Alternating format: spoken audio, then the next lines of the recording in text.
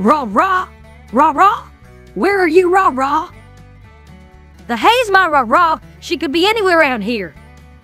Oh, I see Gallus. Maybe I can find her. Hey, Gallus! Gallus! Oh, hey, Applejack. What's the matter? Have you caught a glimpse of Rah-rah, the biggest pony pop star in all of Equestria? Rah-rah, as in Countess Coloratura. Yeah, but I prefer to call her Rah-rah. Anyways, have you seen her? Oh, I actually ran into her earlier, and I believe I know where she is. Come with me. I'll lead the way.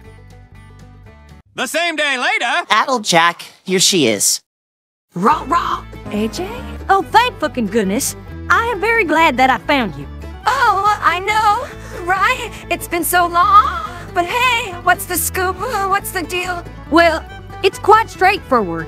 We will be watching Little Shy, and your episode is included in this one. Would you like to join in on the fun? I'll go to any lengths for my childhood buddy. All right, let's get moving, EJ.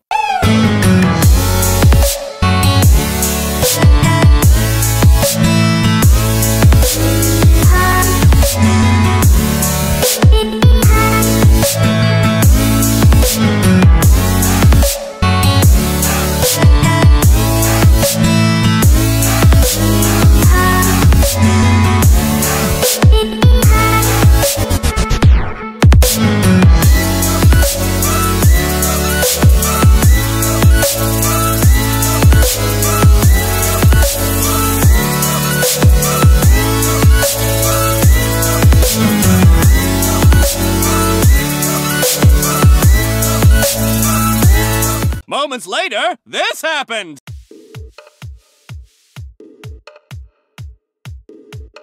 Every pony's the one and only Countess Coloratura has made her return to town. Oh my gosh! Countess Coloratura!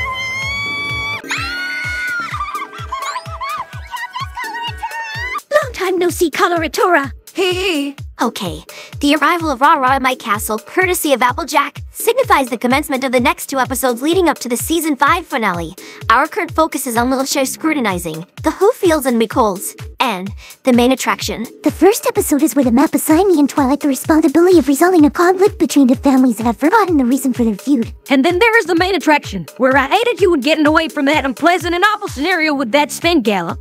Good riddance as well. Yeah, that despicable and nasty boss of hers made me so angry. Well, at least we don't have to deal with that ruffian anymore. Let's start with the feud episode first, in Everything Wrong With, the Hooffields and McColts.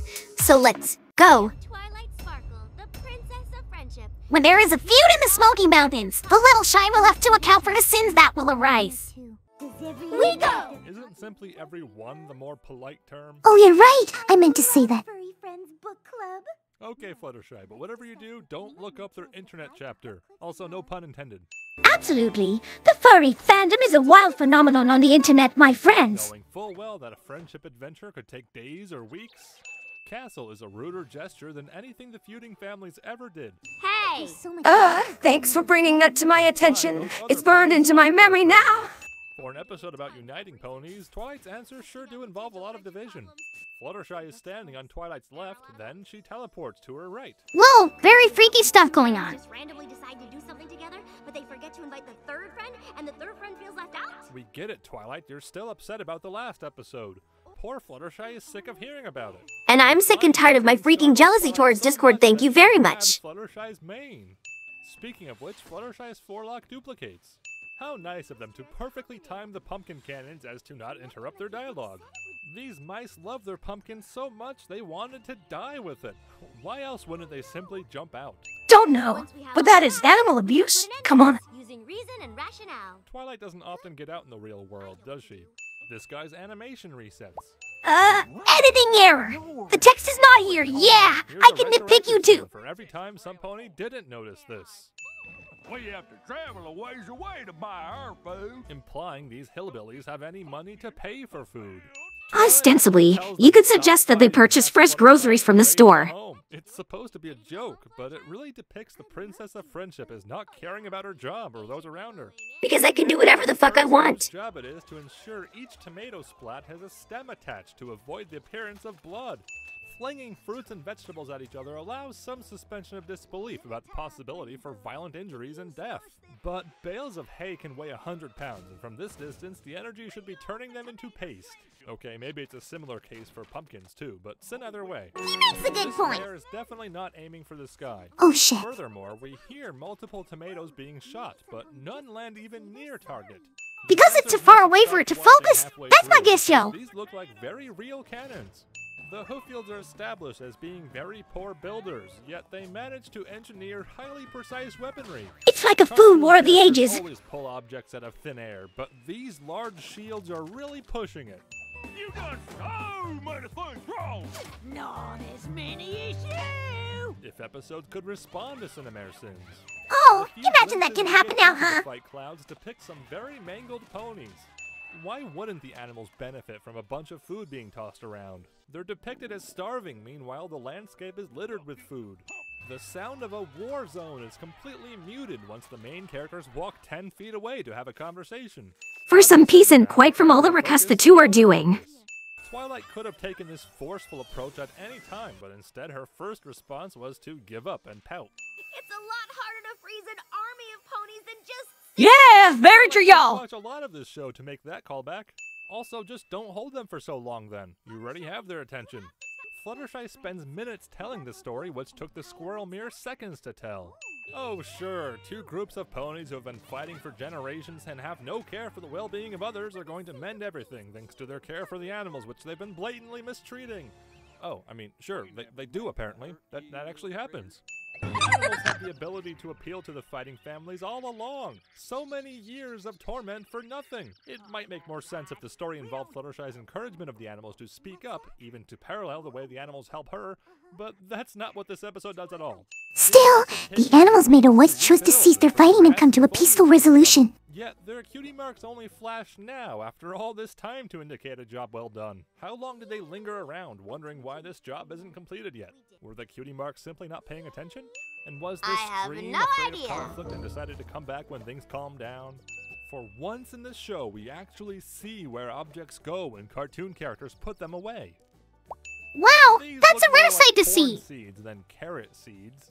Nice character references, but which statue do you think will be most immortalized? The one requiring constant maintenance, or the one made from solid material? Just saying, this memorial isn't exactly balanced. I see where you're coming from. Oh, you're making funny faces! In our neighbors. Yep, I've prepared our things. Books, books, books, books. You said 4 books. There are a lot of books. Yeah, Dad. She's in total egghead flutters. I am not an egghead. I am well read. They should be glowing any minute now. Oh, ha. The laser meme from like what? 2006. That's an old as meme. And now it's time. The moment that Raw and I have been fervently awaited for is here. The land I love. This is a terrible way to hoist a prop. There's no pony securing it from the other side. You're fired as organizer, Applejack. Well, that's a little the plot, don't you think? Cove's Music Festival. None of which we'll see, other than the one important character. Which is me, of course. The biggest pony pop star in all of Equestria. Did she just book her yesterday? Or did she actually wait all this time and somehow keep their preparations secret from her fellow organizers for no reason other than this reveal, which could have put the aforementioned preparations at risk? Castle is a reverse redemption story.